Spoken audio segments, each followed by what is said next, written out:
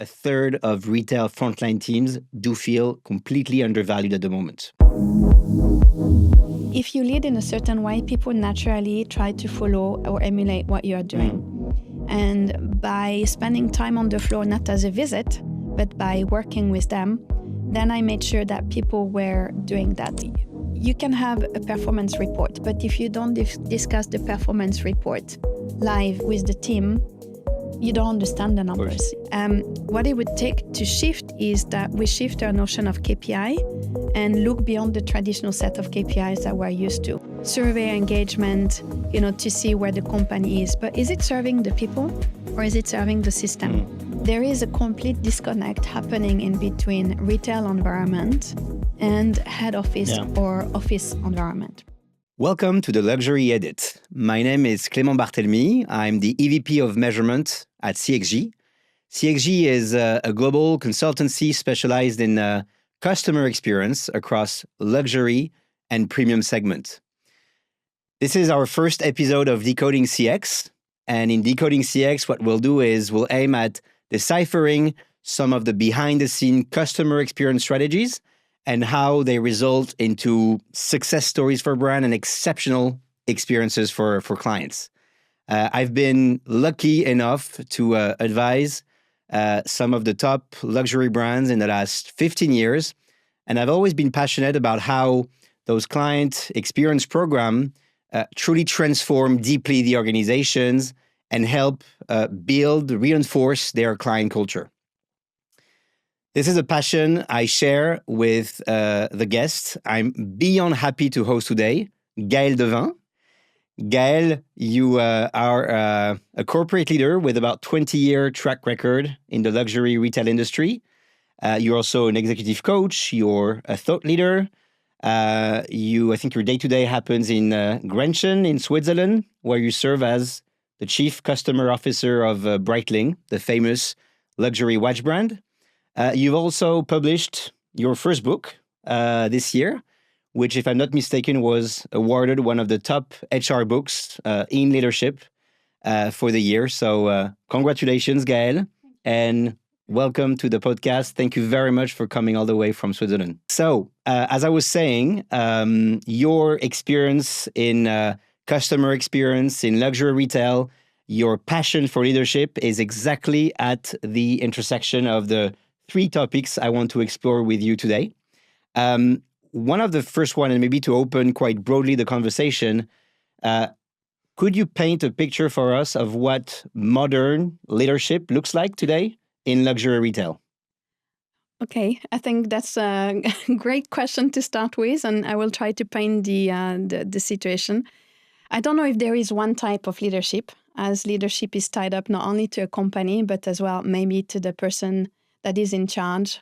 And depending on the function, depending on the department, depending on the role and the mission, I think you have many leadership that shows up, especially with the environment that we're facing. Luxury is going through a tougher time than it used to in the past. So you have a little bit more pressure that is happening at this moment in time.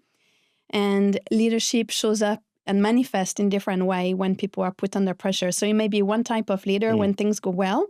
And then the real test for me is when things go to chaos and what you used to know is no longer the norm, and you have to reinvent the business, the way of looking at how you are going to, progress within the environment that you're facing now. This test is, okay, how are you reacting when you're under such pressure points, right? So it's, I don't know if there is one type in leadership that is different, in luxury that is different than any other industries. I think it's more leadership is about people, it's about human emotions, it's about how you react and how you drive forward depending on what's happening around you, right? So, yeah, I would say it's maybe not tied up to the luxury industry, but more to the human behind the leadership. And so your ability to resist the pressure, to engage your team as well. In your book, actually, in the very first page, I believe, you start by saying EX equals CX, employee experience equals customer experience. And obviously, this is something that people speak about, but I'd love to understand from from your perspective, and maybe that moment in your career where you had your epiphany about how superior employee experience was the foundation of superior customer experience in retail? Actually, that's a question that is very dear to my heart because it's actually when we met as well in New York City. It's related to that time, right? I was just taking the function of the retail for another watch brand, IWC Schaffhausen at the time. And I spent a lot of time on the floor because to run retail teams, for me, you don't run it from an office, but you really spend time on the floor with your teams. You understand their day-to-day, their challenges, you need to ask the right question to understand their needs. And then you need to act on it because just to listen, but to not have any action behind words is not gaining their trust. You need to really face their realities. And in navigating that new world, I realized that customer experience in a boutique environment is not only talking about the product and the brand, but it's how you make people feel. And how can you make your clients feel in a certain way if you don't make your team feel that way? So I wanted my team to experience what it's like to be treated in such a way. I wanted the trainings or the coachings or the development plan that we're doing for them to be lived and experienced, because you can teach things, but if you make people live a feeling, then they carry it with them and they can replicate it better. So I started to reverse a little bit the focus. As opposed to only focus on the outcome, which is the customer experience, I started to focus on what I put in, the input, the people, the teams on the floor. And the more I was doing that, the more they felt like they were seen, valued, recognized into what they were doing, the more proud they were about their day-to-day. The prouder they were about their day-to-day, the more it came across with the clients because they were passionate about what they were doing. They felt in a way that was empowered. And we created the kind of dynamic. And the more dynamic you create, the more momentum and energy you have. And then the sky is the limit because people would do anything because they feel part of the journey. They feel like they are actually mattering in the success of the company or their day-to-day. And so that's why EX equals CX in the book. And for me, that's the opening, because even though it's a book about leadership, my leadership comes from the luxury experience. For a long time before that, I was in FMCG. But the recent leadership years that I had were more in the luxury space. And in the luxury space, we have that notion of feeling with anything that we do, because we sell a beautiful product. But more than that, we sell a moment in time. We sell an emotion. People buy into a product, of course, because it's a beautiful product and what it is. But no one needs to tell a watch to tell the time. We have an iPhone. You buy it because of a meaning, because of what it brings you, right? So it's a world of emotion that we're dealing with. And emotions are related to human beings. So that's why I wanted to shift the paradigm and concentrate on EX equals CX. So if we take that epiphany when you started working in the industry, I guess a big part of it, obviously, I usually say leadership is not something you just convey sitting in your office on Madison Avenue in New York City. You had to visit stores regularly, right? I imagine you being able to spend just maybe half a day in the store. You had multiple stores to oversee. How did you manage to sort of deeply connect with the teams that you were visiting in the stores and managing to create that sense of, again, purpose, to belonging to a bigger organization, to a bigger goal, in again, those fairly short market visits? I think because I didn't see it as a visit, I saw it as working with them on their day-to-day. I broke down the barrier of I'm the boss, they are the team. And I tried to be on the floor. Actually, I loved being on the floor for the clients to believe I was a sales associate and to be serving, the clients together with my teams. So how I would connect is I would go up early before the boutique opening, and I would show up with what their favorite drinks was or favorite treats and so on. Because why would I come when the boutique is already set up? Usually I was going to come unless I had a very important call with headquarters or something, but I would come at the opening hours for the staff. Yeah. I would be in the back office with them. I let them set up the watches and so on, but I would be in it with them, with their favorite drinks and so on. And then instead, unless I had emergencies, because sometimes we all do, I spent the time with them on the floor. Okay, selling. So, selling, Okay. answering CS questions, looking at how they are using the tools and trying to understand their difficulties, because they can give you debrief and feedback on emails, but then to see it in reality and how it is within the operating environments allow you to really understand what they are explaining and how you can fix things. I was looking at the selling ceremony, the customer journey, to understand how we can improve as a brand. So I connected with them and I built their trust because I started selling with them. I started facing the same hardship that they had. And then I would take them all for dinner in the evening to celebrate, or for lunch. And then I would go back. But it was not a one-off. You cannot create that kind of energy that we had at that point in time if you do one-off.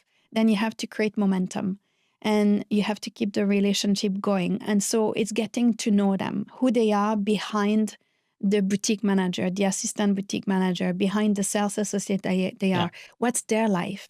What are their realities beyond the workplace? Because the more you understand their dreams, their aspiration, where they are heading into, then you can cater for what they are seeking, right? And you can create that purpose beyond that present moment in time where we have a common goal, which is to sell. But they are people with ambition. And so sometimes your ambition is to be the best at what you do and you want to become an expert. But sometimes you are a sales associate who wants to become an assistant boutique manager and how you grow from there. Or sometimes you have people that are top sales associate that want to have a mobile experience in the rest of the world. But if you don't ask the questions and spend time one-to-one, you don't know. So when I took the role, I had, a big network, as you know, in the US. I had a lot of people, but I made sure I sat down half an hour with each one of them individually. And it took me many months to do that. But I did it and I had notes and I knew exactly, unless it was changing, but what they were after. And that created that connection. How were you able to duplicate that behavior? Because, leadership is also by, about making yourself redundant almost. So you had under yourself some maybe area regional managers. How were they, seconding this practice and this dare to care approach? I think that's how you call it, dare right? to care. Yes. By asking them, I think it's leading by example. If you lead in a certain way, people naturally try to follow or emulate what you are doing. And by spending time on the floor, not as a visit, but by working with them, then I made sure that people were doing that. That they were using, you can have a performance report, but if you don't discuss the performance report live with the team, you don't understand the numbers. You need to understand the numbers in the context of what's happening. So I tried to create the team so that it could sustain if I was to move on, where everyone would replicate the mindset. And it's not how they do it, it's their own little, cooking recipe. But the mindset and the approach of being in it with the team, that's something that for me was non-negotiable. That makes me think a little bit about Yves Carcel, who made what LV has become, from a small business to this $20 billion company. Yves Carcel could tell the name of every single store staff. I mean, that's a story that was shared to me, and apparently this was obviously something that managers under him were trying to replicate. So for me, it was exactly the same. When you are looking at reports, it's boutique, Madison Avenue, Beverly Hills, Costa Mesa, and it's so not on, a number sometimes, US-15. It's number or names. But is it really? Yes, it's the location.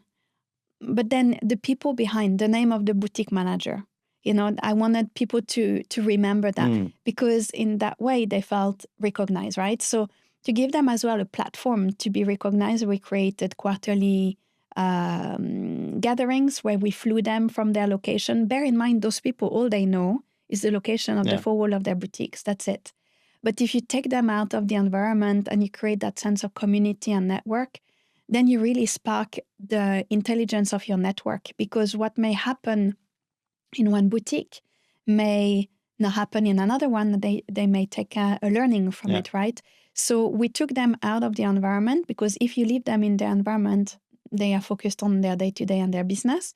And we created quarterly function where we gave them visibility to one another, where people in the headquarters started to know who is behind the boutique. So all of a sudden, it was no longer Pernilla Bar Harbor.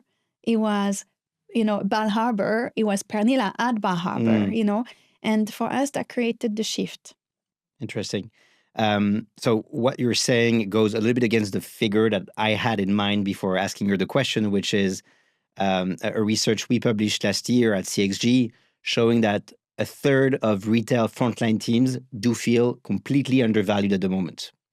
And so it made me think of the fact that, and something you speak in your book about, staff engagement, something you want to turn into a metric, right? And we've seen the rise of engagement surveys, of staff engagement surveys across corporations and including in this industry. But it's not yet a tangible metric that is included in a scorecard. And we know that retail relies on its people, So why do you think so? Why do you think it's not yet a metric as fundamental as NPS, which today's financial analysts refer to? And what could it take to make it become, an important metric or KPI of this industry? I think the reality is that a company needs to produce commercial success. You're focused on your top line, your EBITDA. So your metrics, by definition, are tied up to that. NPS became a must because we realized that in order to chase that commercial success, we needed to create that customer experience, which is the transition that people like you and your company started, or luxury brands in the space of customer experience, right? What it would take to shift is that we shift our notion of KPI and look beyond the traditional set of KPIs that we're used to, because we're introducing, you're right, survey engagement, to see where the company is. But is it serving the people or is it serving the system? And that's what I talk about in my book, because a lot of it are still tied up to the system. But to really get a full reading on how people are actually doing, you need to be able to track it from the people point of view, right?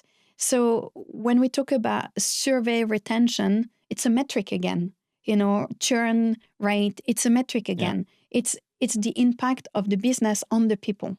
But we never start from the people itself. If we had real ability to do that, and the surveys, they will not be anonymous, because you would have a culture of trust that allow people to share that feedback without being scared of the consequences of it. But today, all the research is done in an anonymous way, for example. So it's about shifting how we look at those metrics. It's introducing new metrics that today do not exist. In the book, I created the flow index. That is the outcome of the 3 Ps. We'll talk about that later, I'm sure. For me, that's a metric that could be interesting because it's all about the people, but at the same time, servicing the company, because the output is the performance. And to bounce back on your first statement that 1/3 of the staff in retail doesn't feel valued, I understand. There is a complete disconnect happening in between retail environment and head office or office environment, right?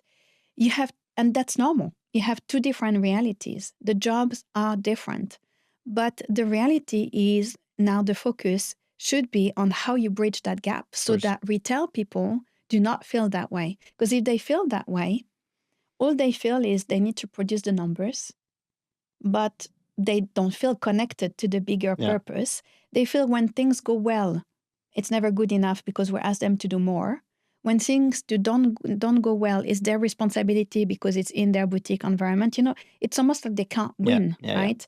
So we need leaders that can bridge that gap. And that's, for me, the shift that is happening in a lot of retail spaces. It's interesting the disconnect you were mentioning between corporate and the office environment and the boutiques, which again, and many in other industries, it's relatable. People working from the factories versus people working from the head office, and it makes me think of something which was, in my opinion, very dangerous as we navigated through COVID. Lockdowns aside, is that until 22, 23, even last year, you had a work from home policy from the head office, which, had not really changed for many retail organizations. While in the boutiques, obviously, their role was to be, sitting, standing on a shop floor for 5 or 6 days a week. So that kind of disconnect is something that brands need to look at while they are trying to revitalize the attractiveness of retail careers. Yes, and I think we're in the process of reinventing the ways of working anyway, for many different reasons. For the disconnect in between jobs that need to physically be there, manufacturer, service industry, retail industry, but as well the new generations that are coming in and the post-COVID era, because we have a mix of many things. People do not want to work in the same way, yet you have functions that need to be physically present, others not. And the challenge is, how do you make everything work? Yeah. So there is a huge transition happening at the moment on how companies reinvent themselves in that space, and how you give perks that are compensating enough, or that you make people that work in manufacture industries or in retail space feel that they're not missing out. Exactly. Right? And that's a key challenge. Yeah. And we've seen a lot of experiments on how do you inject that notion of flexibility, which by definition will never be working 5 days a week from home, right? You have to be present in the boutique, especially at a moment where brands make those massive investments in refurbishing, expanding their stores. Talking about transformation, you've been in this industry for about 20 years, if I'm not mistaken, 15, 20 almost. Makes me feel like a dinosaur now. That's not what I meant. I was trying to no, I know. emphasize on your track record and experience. And so we've been talking about how we create those client-centric, those employee-centric cultures. Over the last 10, 15 years, brands have gone from being really about the product, being those artisan craftsmanship with what they were all about, to obviously retailers, operating direct retail and doing direct to consumer. You've been in an industry for which the distribution relies greatly on wholesale, on external partners. So that shift, that client-centric transformation was probably even more interesting to observe. What would you say, what did it take, and what does it still take to sustain, create that client-centric culture in those watch brands, in those watch organizations? That's a good question. I think it's the fine art of making an ecosystem work. You have the wholesale network, which was the start of the story, right? Which you can't alienate because you want them to be part of the story. But at the same time, you want to develop your network to a more retail network, and you want to make all elements work together. So it's how you bring them together.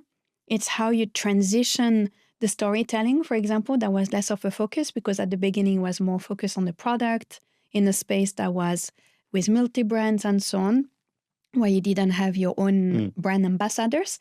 But now all of the sudden you keep that space, but at the same time you have maybe external boutique and internal boutique. So for each of the three dynamic, you need to create what you want them to focus on and how you want them to do that. But at the same time, you need to create an ecosystem that works together.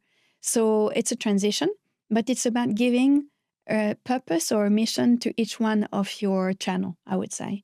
And that's why brands, for example, when they started to transition from wholesale to direct-to-consumer channels, they started to create functions that goes together with that transition. At the beginning, it was a retail function. Now it's more sometimes the chief customer officer or customer experience department. The reality is, I think it's still very different depending on the environment, because it's still not clear for 100% of the people. We all know that we need customer experience or retail to do that transition, but how it manifests in the workplace is very different from one company to another. And a lot of the CX partners that I'm talking to a lot of times across companies and across industries, they have a big challenge ahead of them, because whilst we know the importance of it, it's never linked to a P&L, for example, except if you are in charge of retail, right? But if you're a customer experience department, you need to influence all the other departments, but you most of the time don't have the direct P&L responsibility. So it's never considered a priority in its own. So the challenge is how you inject that to transition to create that shift, but at the same time not being given the full power of that shift to occur, right? In our space, for example, in the company that I'm working at now at Breitling, I'm lucky because they created the direct-to-consumer function where we regrouped under one roof all the direct-to-consumer in terms of internal boutique, external boutique, CRM, customer experience, training, e-commerce website. So we merged everything into one roof with direct P&L responsibility. So that works. But when you are on top of everything else or you have to be a little bit everywhere, it's very difficult. And I think we're still finding our way through. Interesting. So you're touching upon making customer centricity a reality from an organization and a governance point of view, which is, maybe a good 50% of the equation. Another part of it is ensuring that it's being effective with those end consumers, both actually in retail and in wholesale. You have developed yourself, and you've used a lot of tools to monitor client experience, client satisfaction. And if I'm not mistaken, you have managed to really position it as a company tool, something that is embraced from C-level functions to the frontline teams, right?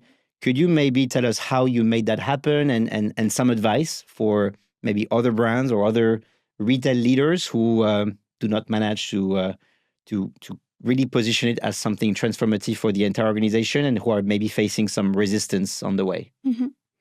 I think it's to bring back the voices of the people from the field into the head office, the corporate office, or the boardroom, and to show the value of customer experience, because it's a bit abstract, let's face it, as a word. We know what it stands for. We know we have to care for it. But in many ways, it doesn't bring any commercial value to the equation of the company. So it's not seen as a business priority. So one option could be to, for example, show how an NPS score you can work with it. It's not only a metric. What's beyond the NPS score? What's the qualitative insights that you're receiving that you can act upon? How can you activate, for example, those people that have taken the time to answer to you what the impact of doing so is for the brand and so on, right? You can as well position CRM, which is a direct function of your customer experience if you want. And what's the impact of CRM? You can monetize. So the way to do it for me is what people care the most about is performance. And it's to monetize CX in that way. It's to explain what the financial impact of doing something CX related could be, what impact it has on the team, and in order for them to raise their productivity or efficiency. It's always to attach it to a key tangible metric that people can relate to. Otherwise, it becomes abstract and fluffy. It's like a mission, a vision, a purpose. These are beautiful words, but in the context of a business that needs to deliver performance, it may be a little bit abstract. And an individual that also, want to receive the financial reward that he's looking for. And I think it's very interesting what you're saying and how companies and providers in the CX space have yet to really create these analytics to link those client satisfaction metrics to a commercial impact. And I think the next few years are going to be very exciting to see how an NPS, which is today, I would recommend, and something that you declare, but that you don't effectively do, right? So analyzing the word of mouth, the actual word of mouth, the concrete word of mouth that is being done on generating new sales or recruiting new customers is something that the industry will start certainly tracking a lot more in the years to come. When it comes to rewarding exceptional client experiences, exceptional behaviors, brands are trying to be creative at the moment with also the non-monetary rewards.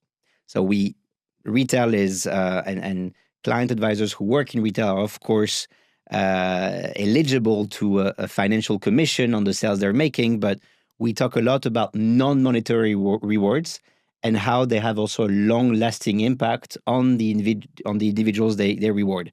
Have you seen anything effective in that regard? Anything that you have pioneered, tested in terms of non-monetary reward for the retail teams? I think it depends again on the team that you are facing and their aspirations, because some may want to have something outside of the boutique environment. Some, all they crave is exposure to senior management. Yeah. So when they come from a headquarters, you put them in front of them, you give them 5-minute FaceTime value, it's worth a lot, right? So to answer your question, which is a very interesting one, but a difficult one to answer, I think it really depends on if you know your team, then you know what they will respond best to. Because each boutique or each individual within a boutique may have a different answer to that question, right? So it's about finding that little trigger, that emotional key. What is it that they are seeking? But at the end, what people crave the most beyond the traditional perks, beyond the commission, is to feel that they matter, that they are seen. And retail is about commercial success because that's their living. So it's about giving them the tools to be successful more than anything else. It's making sure that they are not frustrated in their day-to-day, because even if you think of the most creative strategic idea on how to make them motivated beyond the normal commission, if they fail to succeed commercially, which is their own living for their own family, you can't compensate it with others. So it's about fixing the basics first. It's about making sure they can produce what they are asked. It's about putting them in a place where they can succeed so that they have their commissions, so that they can be in a good place financially, because it's tough to work in a retail environment. The jobs are very demanding. We're asking a lot of the retail staff. They have to be front-facing with the client. They have to be in the back office creating reports. They have to be merchandisers to put the right product at the right place. They are magicians. They are asked so many things. So we need, more than anything else, for me, what I have seen and noticed is when you show up for them, when you are there for them, when you are supporting them, it means much more than doing any perks that would compensate a void that you have created in the first place. Agree. I'd like just to piggyback what you said on it's about understanding what is a meaningful reward for each individual. Yes. And that takes me to the question of, and to maybe the projection of, what would it take for brands to start tracking a bit more analytics when it comes to their own staff?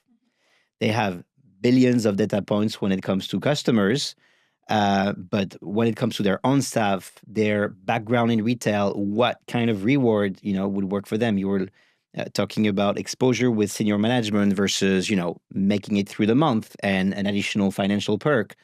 So my question to you is, and beyond obviously the data privacy laws that would constrain us from doing anything that is beyond reasonable, but how could we track that so the answer is not always the one size fits all approach? Mm-hmm. I think today, and I'm not an HR expert, right? But from what I have noticed is we are starting to map, like we're doing the customer journey, the employee journey.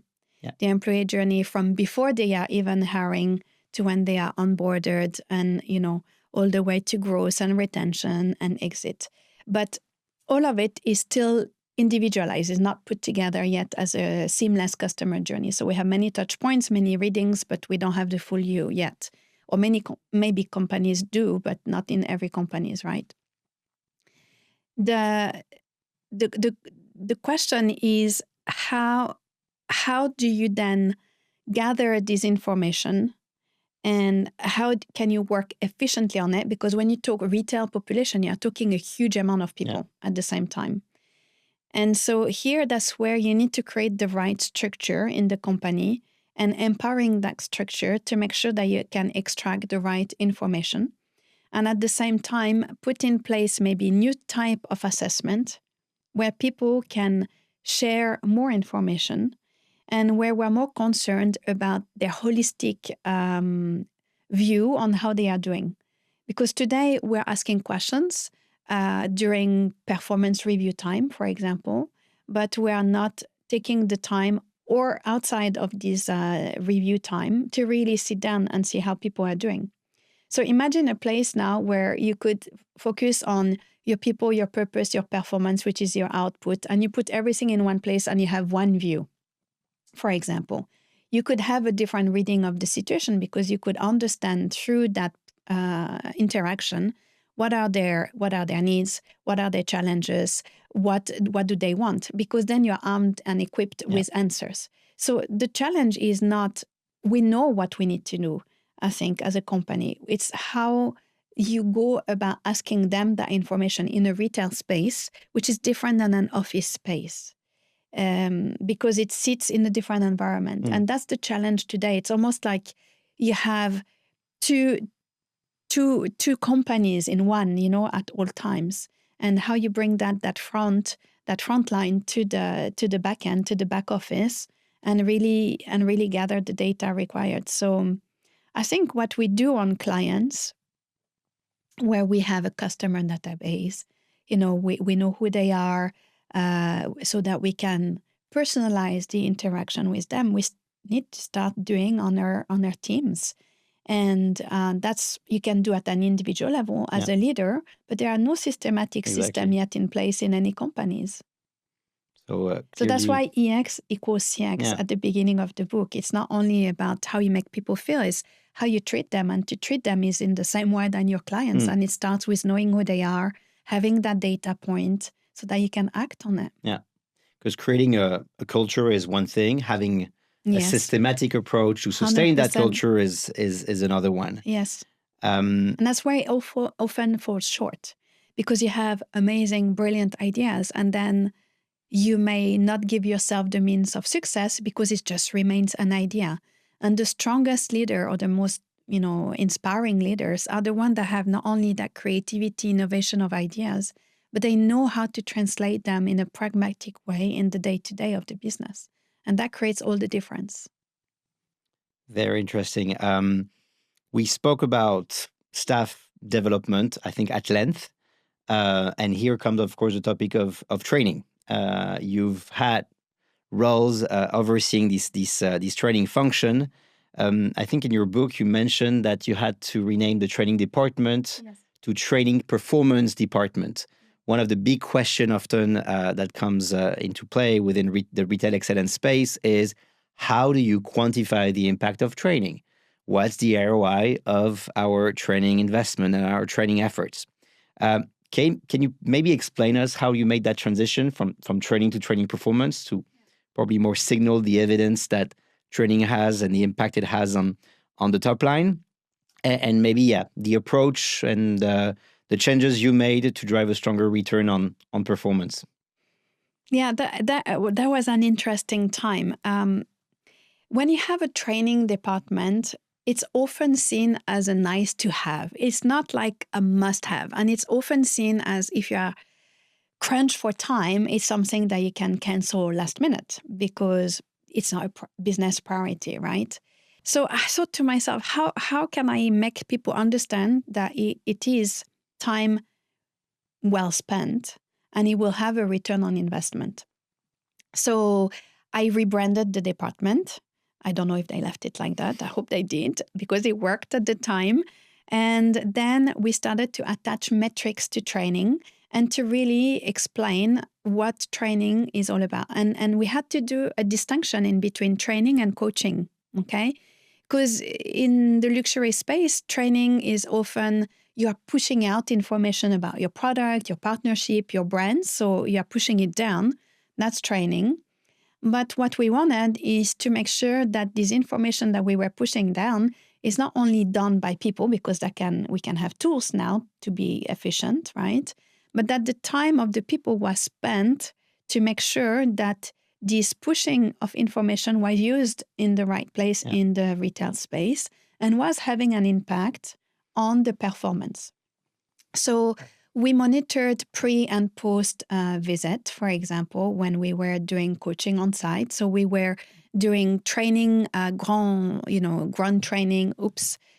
training where you have like all your retailers, your wholesale coming in, and so on, and you can monitor the performance after and before the training.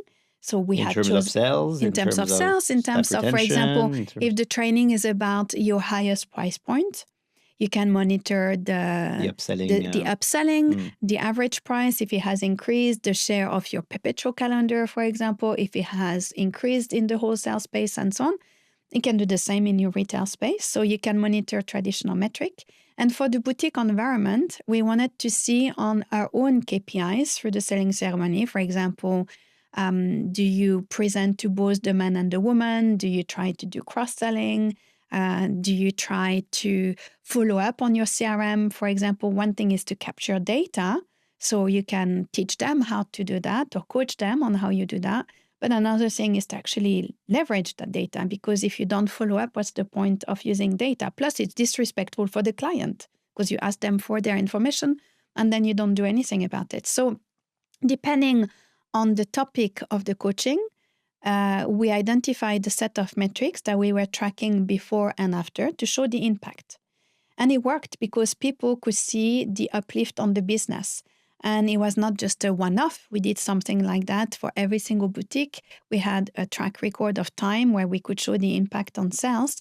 And then you could really clearly start to see the impact of coaching and training. So for us, that changed the game because people all of a sudden, as opposed to see it as, oh, I have another training, they could see the value even for them, because why do you want to do that in the first place? Well, for the brand, of course, for the commercial success. But we showed to the sales team, guys, if you do that, your commission will go off the roof. You will make a better months at the end, you know? And so people, you need to hit them where they are sensitive. And retail is about making commercial success for both the brand and for themselves, right? So we showed them the carrot and it worked. It worked. And when it comes to sustaining, so you were talking about, gathering your boutique managers, your maybe grand vendeur, your retail partners in those, 1, 2, 3 days trainings with masterclass on many training content you had built.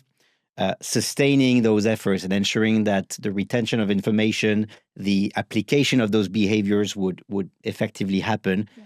We know that this relies a lot on the presence of store managers, right? And their ability to drive that on a daily basis.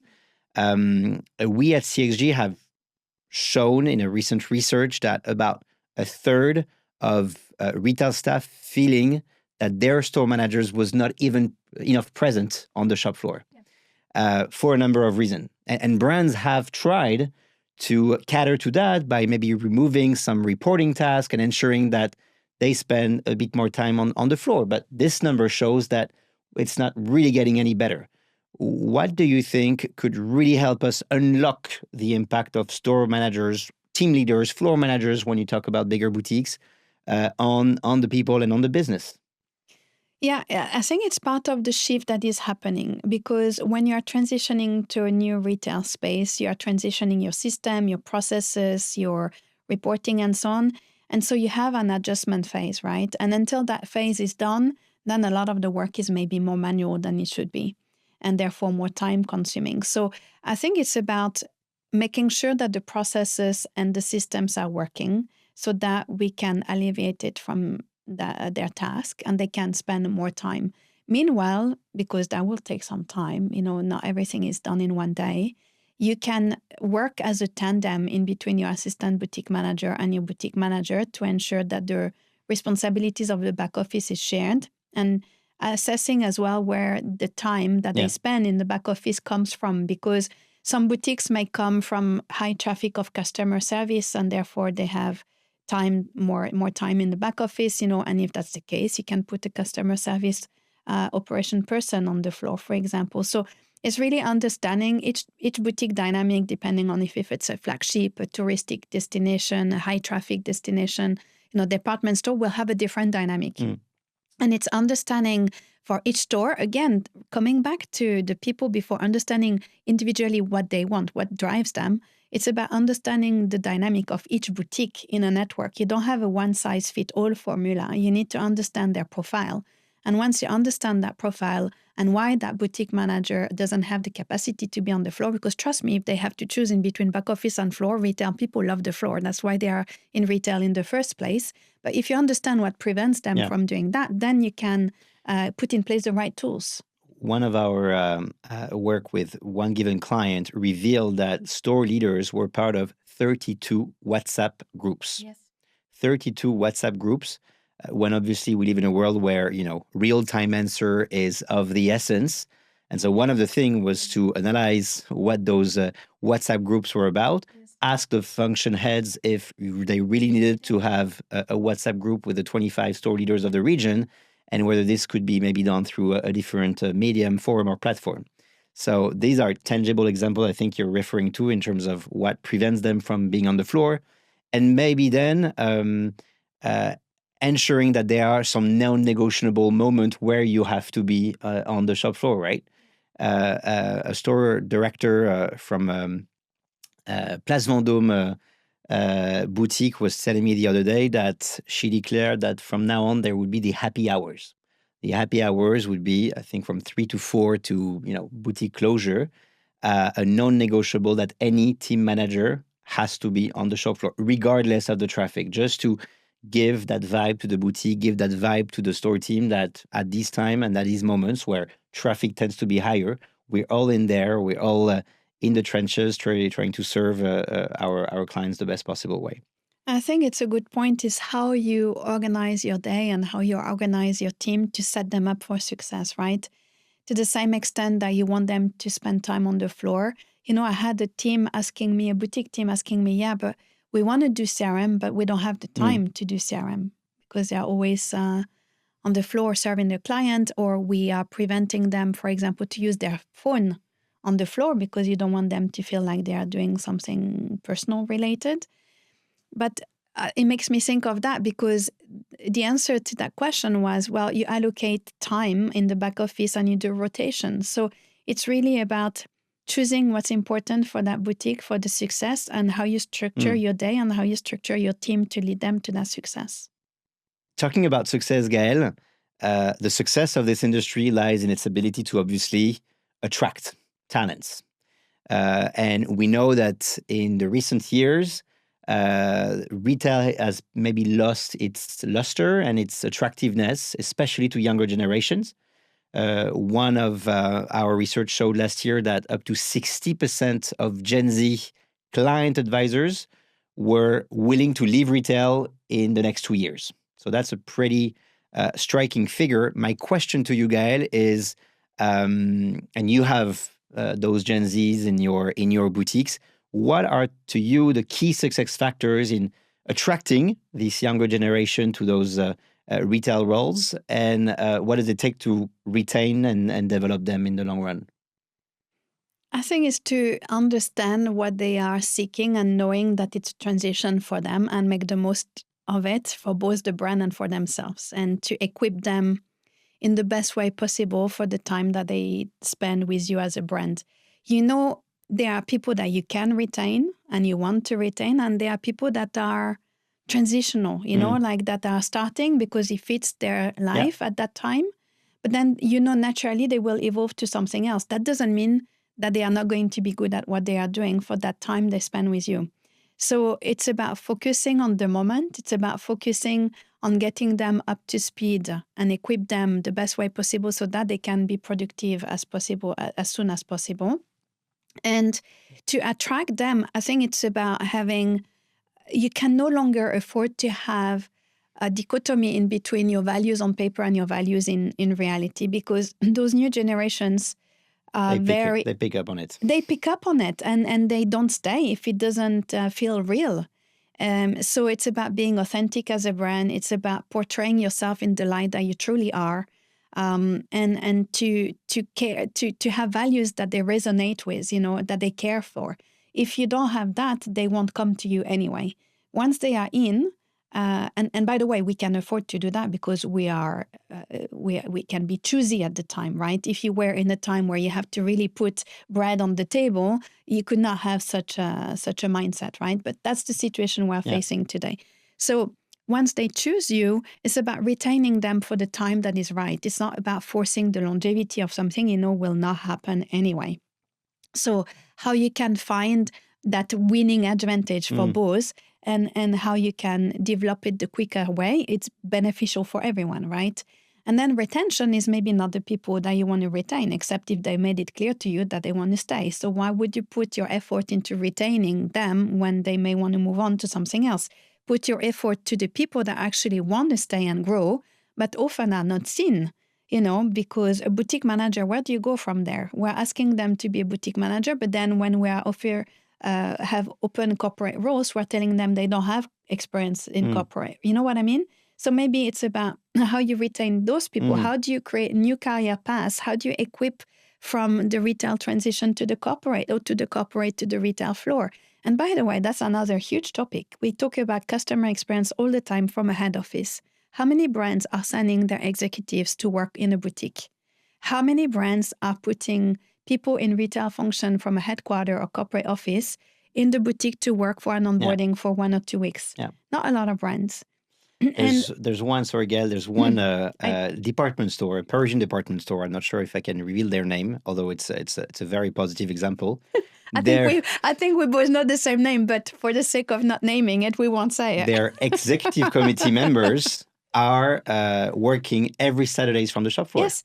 Executive committee members, standing on a Saturday, on a busy Saturday, on the left bank of Paris, giving you another hint, and walking the walk, But they are the exceptions, and there are not many brands like that. During holiday peak season time, office people could go and help the boutique. So you asked me how I was connecting with the team earlier on in the podcast today.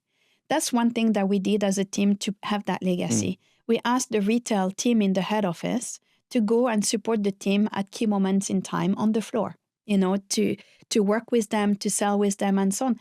But it's about creating that proximity and that trust. Yeah, it all starts with that.